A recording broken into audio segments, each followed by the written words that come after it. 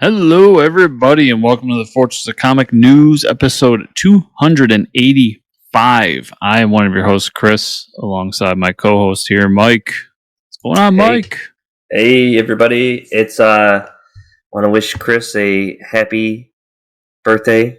A little late, but there it is. I hope you had a good birthday weekend.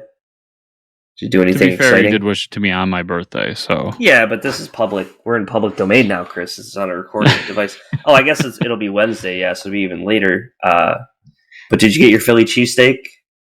Yeah, I went home Friday night, made a Philly cheesesteak for myself. Nice. And then I had dinner with my parents, and we had steak. So I was way outside of my diet for 2 days. Hell yeah. But yeah, good times. Nice. Relaxing, hanging out. Beat Final Fantasy VII Remake. That was my birthday accomplishment. Yeah, that game looks sick. I need to get into that game. That was really good. Just for everybody, quick, we do have a dual interview today with Leland Bjerg and Josh Thompson about their book Berserker Monk. Issue 3 is out, coming to Kickstarter. It's on Kickstarter right now. It looks sick. Go check it out.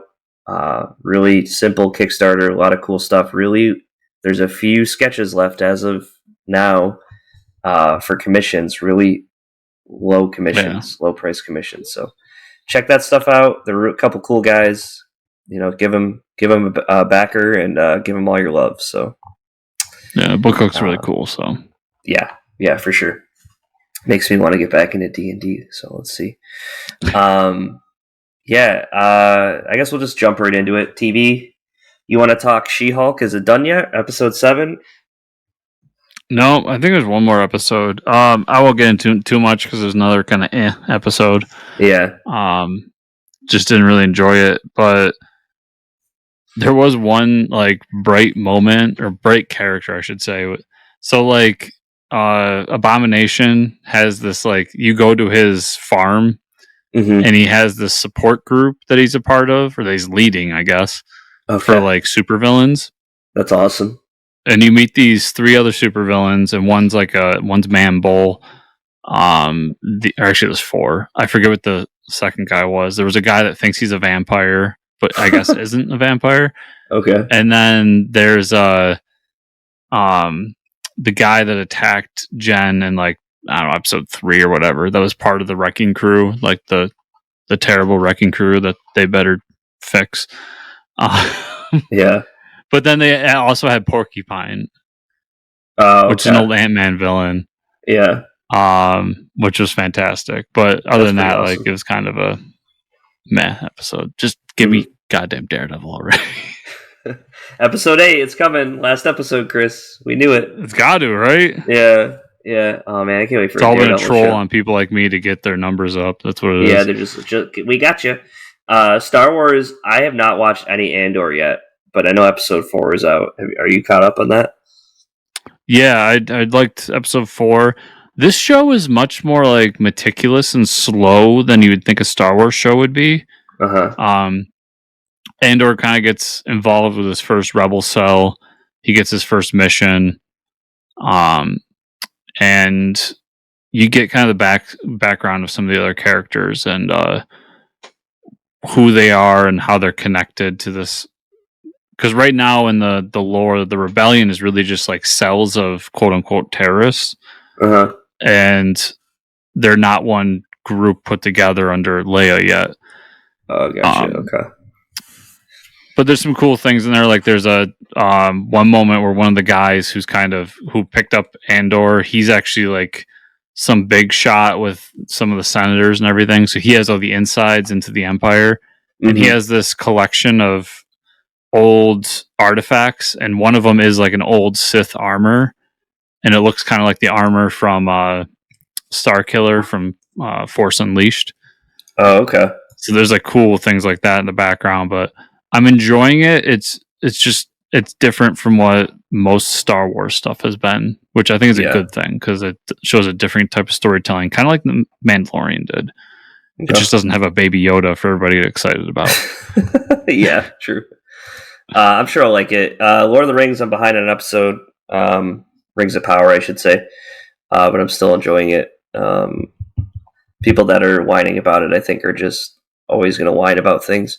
Hot D, House of the Dragon, new episode tonight because it is Sunday, but actually Wednesday. I know it's confusing for our listeners. They did a time jump in the last episode. The last few episodes have been absolute bangers. Like, some crazy shit going down of like, the like queen, the princess like marrying another dude just to join the families when like they both know they have like she's in love with the king's guard and he's in love with like one of his squires, so they like both make an agreement like, listen, we know you love other people, we just need to have babies for the kingdom. And then like the lovers end up fighting each other and he literally just like pounds his face in at the end of the episode and you're just like, okay.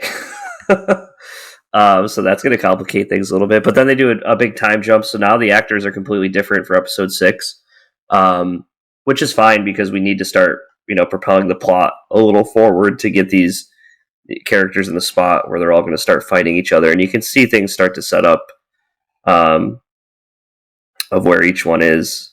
And yeah, there's a lot of good memes going around about this show because you want to hate Matt Smith's character so badly because he does all these awful things, but like all the memes are like, oh, stupid, sexy Matt Smith or whatever. I can't think of his character's name right now because they're like, everybody's in love with him, so it's like, okay, he's doing all these awful things, but you still find yourself like rooting for him every episode because like he's a likable character. The way they do him, it's pretty awesome. But he's killing it. So I'm really enjoying it. I mean, that and Rings of Power. If you like fantasy, you're gonna like it. And the new Rick and Morty episode. The season's been really good. If you like Rick and Morty, you're gonna like this season of Rick and Morty. That's all I'll say about that. I don't know if you've been watching I'm it. excited for that to hit HBO Max. Yeah. See, I buy those episodes just so I can watch it ahead of time. But yeah. I guess we'll just hop over to movies. So I want to talk about Hocus Pocus 2 for a second. Because we're in October. I'm really excited to be in the States for October because last October I was gone for a whole month for work over to Europe. And I didn't get to like sit and enjoy all the horror movies and, spooky stuff that you get to do during October. So, started off strong on October 1st watching Hocus Pocus, watched Happy Death Day. That's one of my favorites. It's a fun movie. And then we watched Hocus Pocus 2 today. And definitely not as good as Hocus Pocus 1. I feel bad. I feel bad saying this, but like, some people have like confirmed it with me that like there's a certain point where I don't know the names of everybody playing the three witches, but they're just too old. And especially without addressing it, like during the movie, like, okay, they're trying to do the same things they were doing when they, I don't know, 20 years ago, 30 years ago now. Holy crap. And it's to the point where like some of their voices are even different now. Long story short, the sequel didn't need to be made, and they did make it, but they like made it for all the wrong reasons. It's more of a kids movie.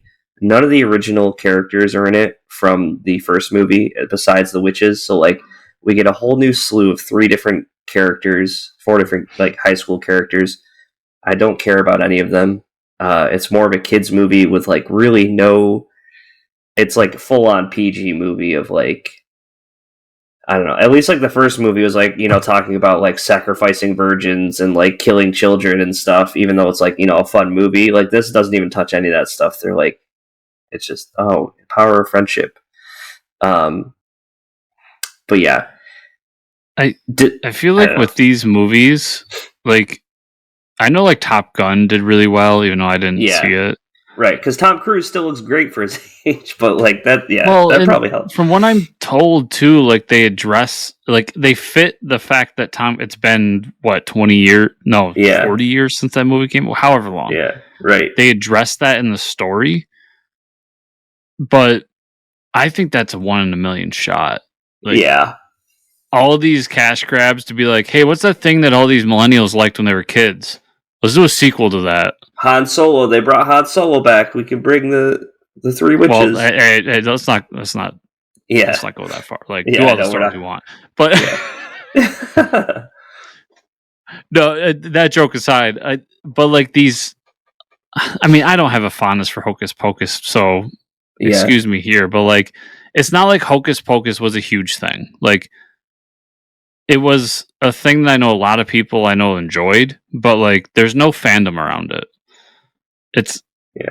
And even things with fandoms around it, like look at Terminator. Like, I love Terminator as a kid. Those first couple movies are great. New ones, they're so bad. Just stop making them. Yeah. So I don't like this going back to the well anymore, especially when it's been, like you said, 30 years since the last movie. Yeah, and you're gonna bring back the original cast. And there's no reason, okay, you brought this movie back after 30 years. Bring back the cast now that they're older. Like, do that. Like, do the Ghostbusters thing. Like, bring everybody back. You know, but whatever. Or don't call it Hocus Pocus 2. Call it Hocus Pocus A New Age. Hocus here or whatever. It's like Hocus here, Pocus here.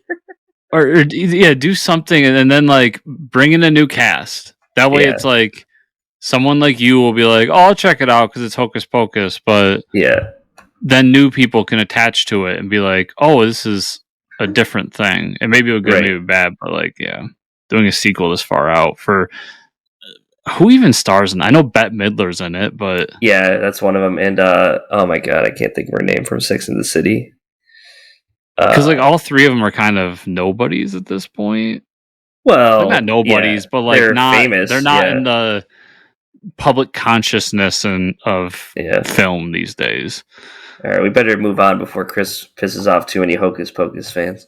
But no, I wouldn't say it's a bad movie. It's just like I feel no different after watching it. I certainly did not need it. After watching it, I was like, okay, it's not something we needed. You know.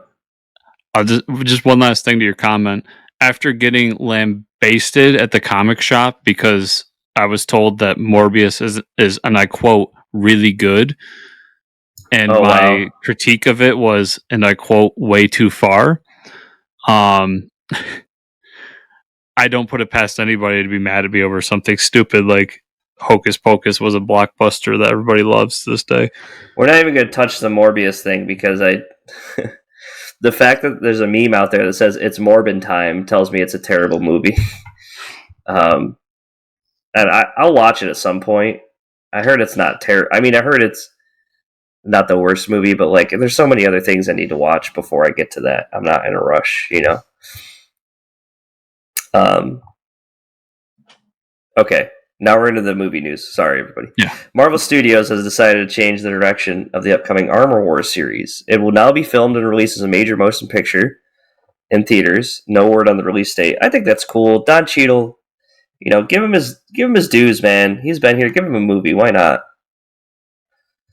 That's fine. If you think you got something and you can do it, do it. Yeah. I got no problem with it. And at the end of the day, too, like there's so much coming out on these streaming services.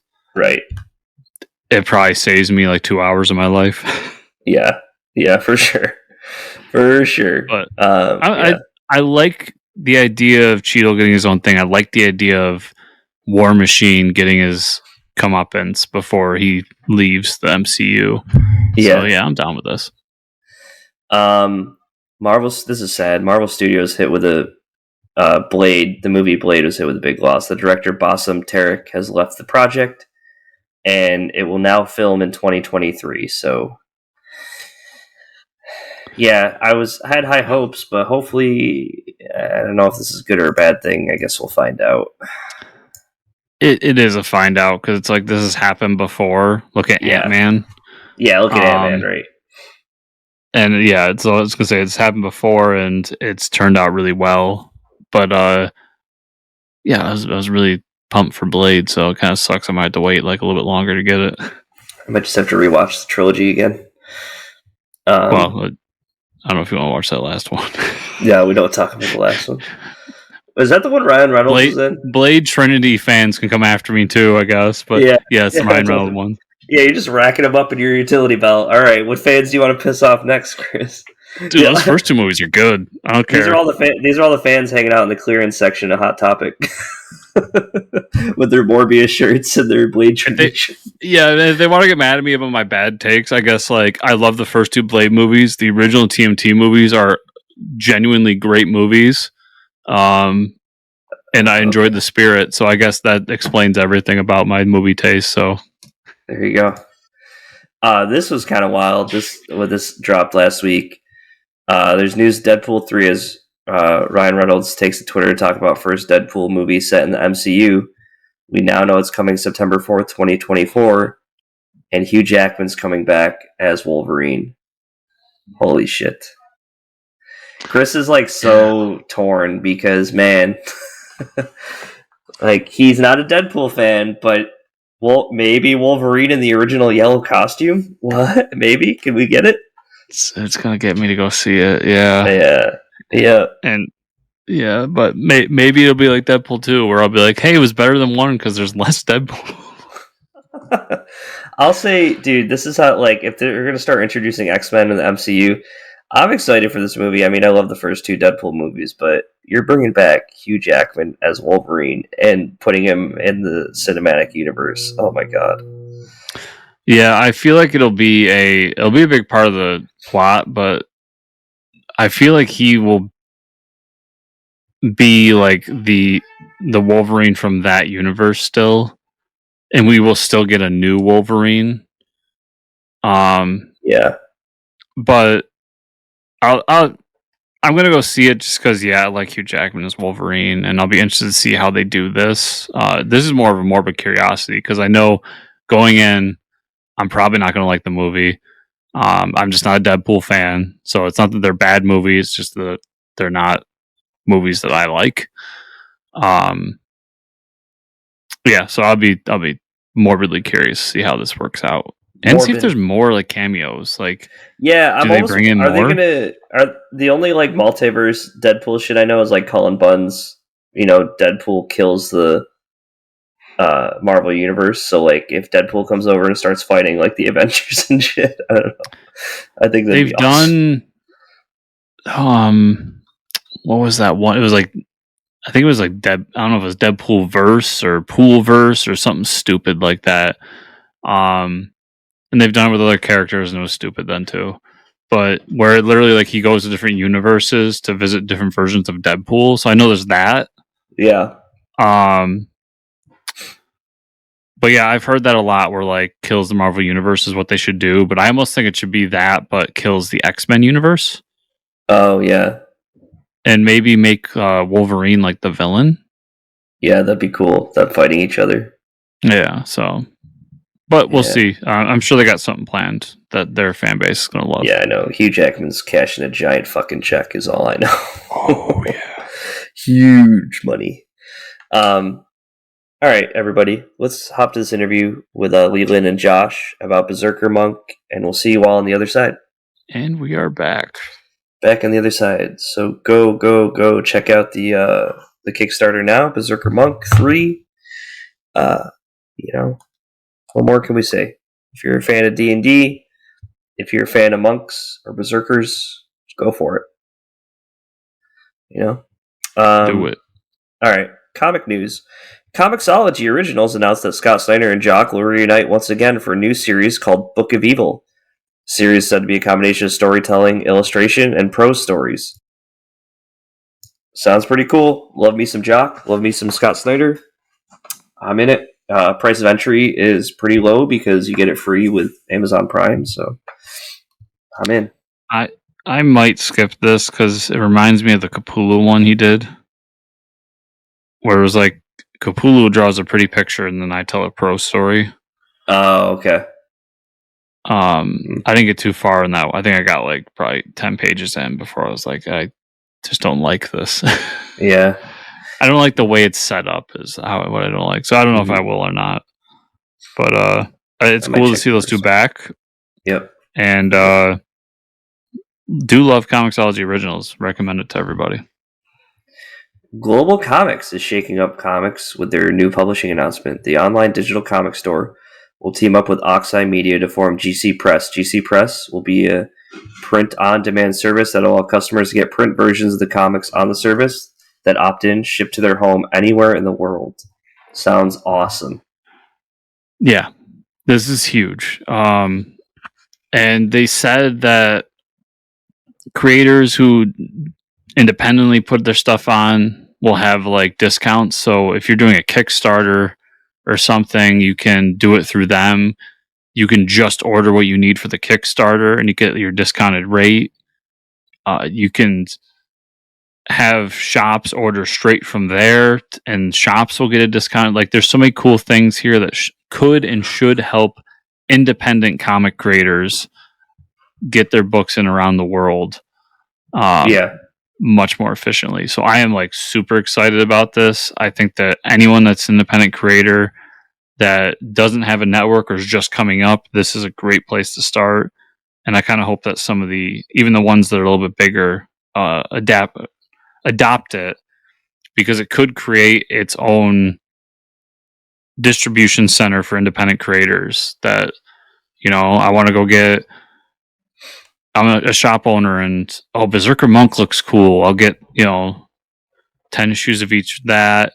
And then, Travis Gibbs books on there. I'll grab some of those too, and you can get like an actual order in for your store as opposed to, just having one or two. So awesome stuff. I'm really excited about this news.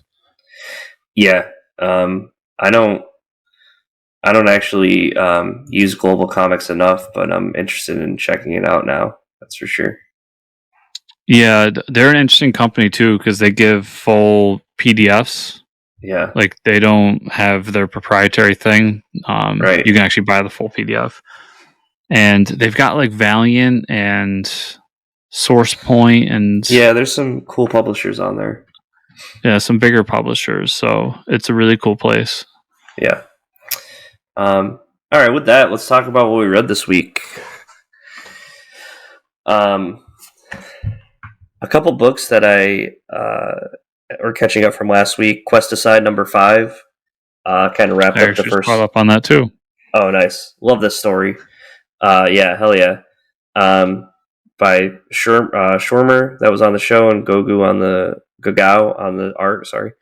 Wraps up the first arc nicely. They get to keep the bar. The king and the main character kind of put aside their issues. I thought it was a good wrap up. I want to see more of this comic, so I really like it. Yeah, I hope he does another 5-issue series or something. Like, yeah, I think there's some cool stories to tell in this world, and I really like that series. Yeah, I think his characterization's really good. Barbaric 2, caught up on that. Love that shit. I think the orc storyline is fucking awesome. I love all the supporting characters. I think they're awesome. I love the dude. I love like the blonde-haired Conan guy that he's running around with. I love all the characters in that book. I love that the storyline is like, because I just started playing like the Shadow of Mordor or the Shadow of War games, where it's like the storyline is he kills an orc and then there's another orc to kill after that. Like, yeah, there's just a chain of command. Really loving that story. Something I know you didn't read, Shang-Chi and the 10 Rings, number 3. This is Jean Linier, Marcus To. Basically, MI6 like takes the rings from Shang-Chi and they're like, you can't have them, you're evil. And they do this thing where they bring in this like magic user to like lock them away, kind of like the Sword in the Stone kind of situation, like Excalibur. So she turns all 10 rings into one ring, and the ring opens up like this portal that this evil like monster worm thing comes through, and it starts turning people into zombies, but they're like overpowered zombies. So Shang-Chi gets his rings back, and now at the end of this issue, there's these two like mystical guys watching all this unfold, and they're basically like, we don't think this dude should have the 10 rings. We should have a tournament to find a champion of the rings. So now we're going to get a tournament to come up to find out who gets to possess the rings. Mortal Kombat. Yeah, hell yeah, let's go. Which is funny because this is like the same storyline that we saw in Immortal Iron Fist, which is a great storyline. So I love me some tournaments. Huge Dragon Ball Z fan. DC Mech number 3 by Porter and Rivas. I don't know if you're still reading this one, but it's kind of messed up. I didn't get to it. Okay, so Luthor uses Steve Trevor and his team of like fighters to sacrifice in space, like because he knows Darkseid is going to kill them. So he basically uses them. He leaves them up there in space and abandons them, and is like, now if you guys die, then the world will be on my side to like start fighting aliens. So obviously, Justice League goes to save them. They lose the fight, and then in the middle of that, Superman gets shot down to Smallville for the first time. So he is in his mech and he crashes. And so we're going to see the fallout of all that. And it's interesting that Superman lands and meets Ma and Pa Kent as an adult. So interesting. I'll say I've read the first 2 issues so far. Yeah. And this might be my Marvel bias, but I don't enjoy it as much as I enjoy the Marvel. I mean, so Monster Hunters aside, the other Marvel mech books I thought were much better than this. But I think the first one by Jim Zub was probably the best. All of them after that have kind of and I don't think it's just the Marvel property, because I still like that first one by the Avengers Mech Strike by Jim Zub. I think Jim did a great job. This one they're really kind of all over the place. Too. Yeah. Tekon was a different kind of fun, where it feels like Monster Hunters is like, I mean, they're all, hey, let's sell some toys, but Monster Hunters feels even more like, oh, kids really like those Mech Strike toys. Let's put monsters on them. Yep. This is the gem of the week. Sergeant Rock and the Army of the Dead #1 by none other than Bruce fucking Campbell and Riso on the art. The Nazis are making zombies. That's all you need to know. That's the first issue. A lot of fun. I read it and I was like, Nazi zombies? Chris is fucking in. There's no way he's putting that book down. I really liked it. They found a way to make Hitler even more of a bad guy. Yeah. Yeah, for sure. Like it's in the first couple of pages, so this isn't a spoiler, really. Yeah. But he like literally rips a guy's head off in the first couple pages. I was like, oh shit! Like, because Hitler's one of those characters where you can just like throw him in a book and you're just like, bad guy. Yeah, right. But like Bruce went that extra mile and was like, no, he's the Hitler that rips guys' heads off. Yeah, this is the Hitler we're dealing with. I really like this book. Yeah, really good, and it's not just that goofy. Like Bruce definitely understands the World War and all that shit. Like he has a grasp of everything, and I think he's doing a great job. Yeah, and it's one of those things. It's one of those like genres, themes, whatever you want to call it, where it's like World War II Nazi zombies that just it's hard to fuck up, and I love it every time. Yeah. So Dead Snow is such a good movie. I need to rewatch that. 8 Billion Genies #5, Charles Soule, Ryan Brown. This seems to wrap up the first story arc. I thought it was a solid issue. The world gets kind of remade, but there's these sanctuaries. And then everybody kind of goes their own way, leaving the bar that they're hiding in after 8 months. And then the next issue says it'll happen 8 years later. I think it was a solid issue. I liked that one when it came out. Superman Space Age #2 by Mark Russell and Mike Allred. There's so much happening in this book. I now know what this series is, Chris. I'm not mad about it either. It is the Spider-Man 60s, 70s, 80s. Mm-hmm. That's what it feels like. I don't know. I forgot what those are called. But like this issue this issue takes place in the 70s. I think it's a great intertwining of like real world events with the Justice League and those characters and how that affects it all. And Mark Russell's a great writer. He handles that great. Allred's art is fantastic. I'm really loving it. I love those books by Marvel, so this is kind of where we're at. And I'm in. So I have it over there. I haven't gotten to it because it's so big. Yeah, it's like 90 pages. It's crazy. Yeah. And it's been such a busy week that I didn't have time to sit down for 90 pages of that. Yeah. Because it probably would have been all I read this week. Yeah, it's a commitment. Yeah, but I love that first issue. Yep. Batman Fortress #5. Gary Whitta, Derek Robertson. They kind of assemble a team. Jackson is on that team. I don't know if he was ever referred to as Aqualad. They have a team to find the fortress because we know it's at the bottom of the Marianas Trench, and Jackson helps them out with the powers. And that's pretty much that. They find it, and we'll see how they get in next issue. Miko joins the team, which I don't know. Like, okay. Yeah. I did like Luther's new paint job on his suit with the presidential seal on it and everything. That was presidential hilarious. seal on the suit was pretty awesome. That was pretty sick. You explained it. Let's get the team together. Yeah. Batman Beyond the White Knight #5. Sean Murphy, Dave Stewart. I think it was a great issue. Interesting thing happens where the consciousness gets swapped between there it is. Because we know Batman has the Joker in his head, so now that Joker is in the head of Batman's body, and Batman is like his subconscious. It gets kind of weird for a little bit. I love the scene with the Batmobiles. They're like, "Which Batmobile do you want to take?" And of course, they grab the '89. Yep, picked the wrong one.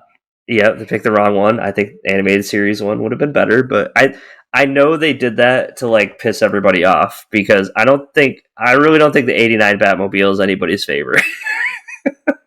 No, I mean, why would it not be the animated series? But he definitely like had people open that page and be like, "Okay, you can pick your favorite Batmobile. We're not going to choose it."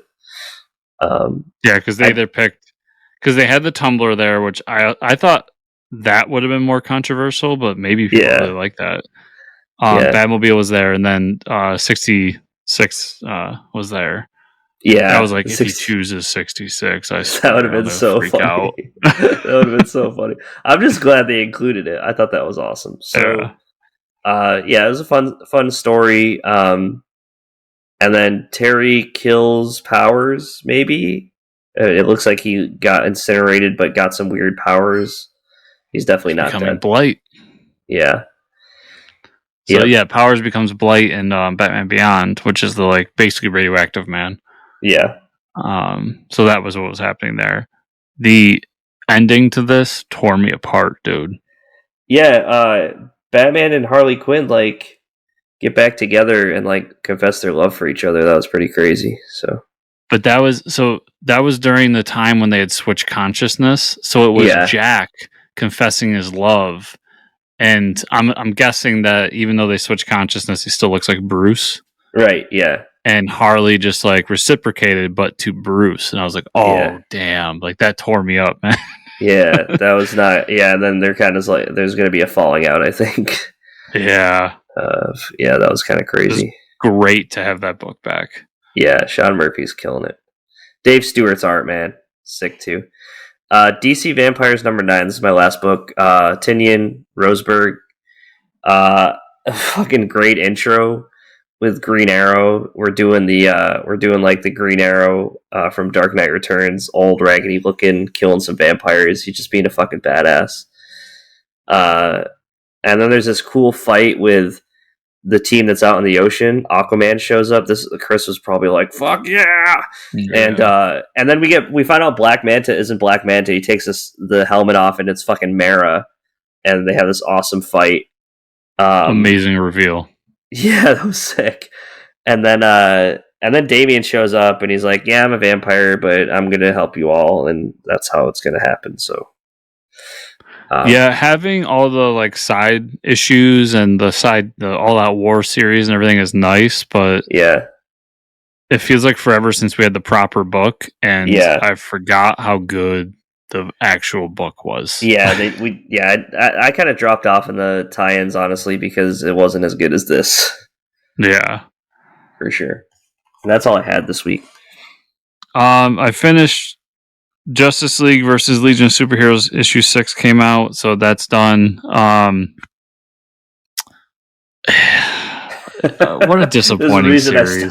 There's a reason I stopped reading halfway through. Dude, they literally how you see them defeat the darkness is they capture Vandal Savage because he's the one behind it all, of course, and then they're trying to get him to confess to doing it through this like weird mind game shit, and he does, and then they like the whole Justice League and Legion shows up, and they're like, "We got you," and then he's like, "Yes, but the darkness is still out there." He's like, "No, we took care of that off panel. It's cool." And I'm like, "What?" Are you serious? Yes. Oh wow. Then he at no point explains what the Gold Lanterns are. Like that does not get explained. The Wasn't only that thing it was it's called the Gold Lantern Saga. Yeah. But now there's going to be like an actual core, like the kid who's the one Gold Lantern is supposed to go out and find more Gold Lanterns. So, oh my god! as much as I didn't enjoy this, I did enjoy Bendis's Legion. So, like, if he comes back for more Legion, yeah, that'd be fine. I'd probably jump back on. Yeah, for sure. But this series was not. No, I can tell like 3 issues in, we're not going to find out anything about Gold Lantern. I had to finish it, dude. I had to know, because if he did and I didn't read it, I would have pulled hair out. It was like 80% sure. I was like, I don't know if I can do this again.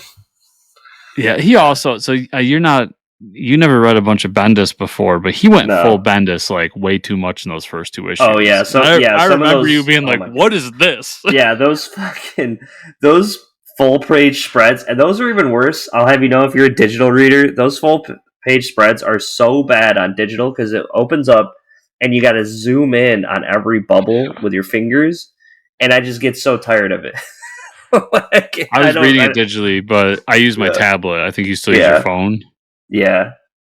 No, I use my tablet too, but like sometimes I can't read those words. So like I know you can do like Comixology, you can do the panel by panel, and sometimes I do that, but it gets annoying. I like to read the full page at a time. I would kind of zoom in enough where I could read it and still get some of the picture. But I know what you mean. Yeah, so that series happened. And then the All-Nighter issue 10 came out. The end of this story arc, it sets it up in a way. So it concludes the story arc. We get kind of the ending to what happens to the villain here and everything. You have something to say? But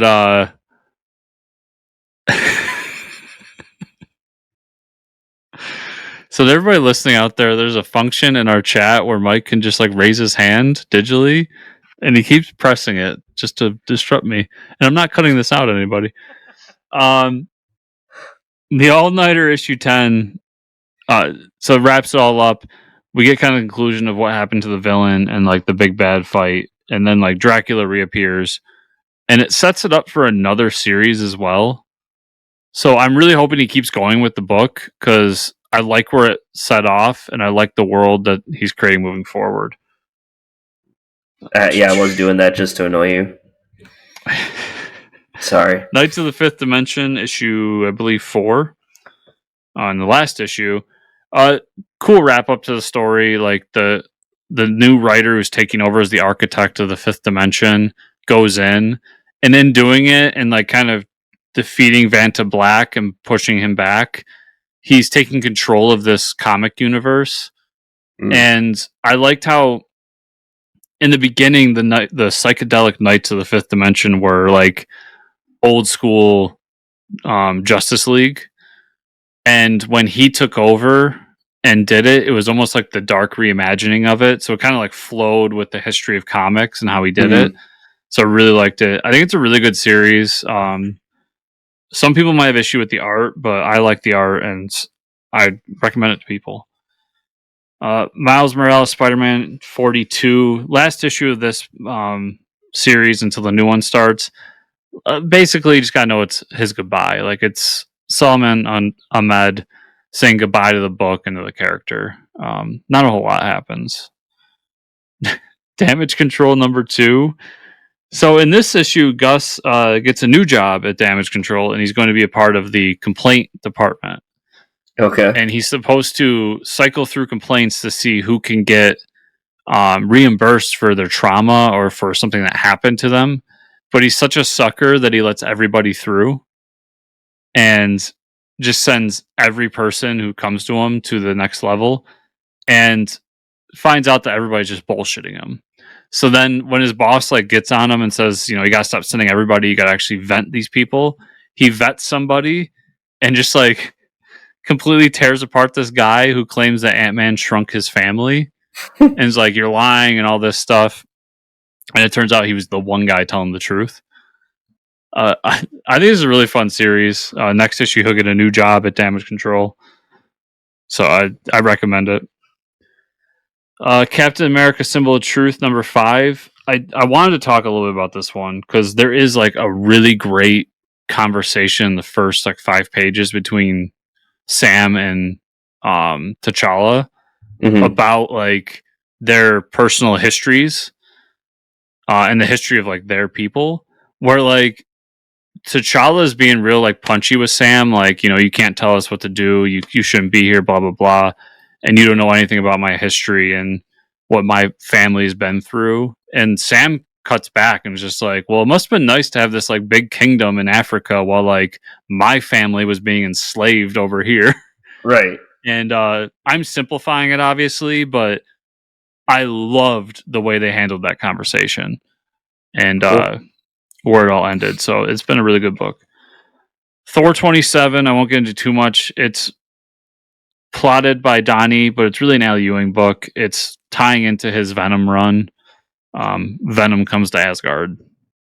Oh, it was okay. And then I've been trying to get through my Kickstarter pile. So I've got here Galactic Rodents of Mayhem, number 1. This is like a that sounds awesome. Love letter to... It's a combination of TMNT and Guardians of the Galaxy. And it really feels like a love letter to like 90s cartoons. Like, what was that, like biker mice from Mars or something like that? And Street Sharks and shit like that. Yeah, Street Sharks. But taken seriously. Okay. And I really recommend it. 3 and 4 are on Kickstarter right now. So the whole series is on Kickstarter. They're giant fucking like prints. So awesome. If you can see in the video, like that's a standard book.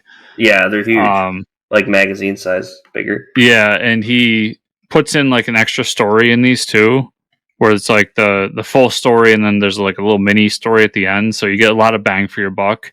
Cool. I got the second issue over there too. I look forward to reading it, but I really like this book and I wanted to shout it out because it really shocked me and how good it was. So, Mike, that's everything I had this week. Where could people find you on the internet? You can find me at Fortress Ricker on Twitter. Where can they find you and or the show? Well, you can find me at Fortress Chris on Twitter, and you can find the show at FortressComics _ on Twitter. Also at FortressComicNews.com. Remember, everybody, to give us the reviews on the podcatchers, to like, subscribe, share, comment down below on the YouTube version. And if you want to go the extra mile, Patreon at patreon.com/FortressComics. Thank you all so much for listening and watching this week, and we will see you all here next week.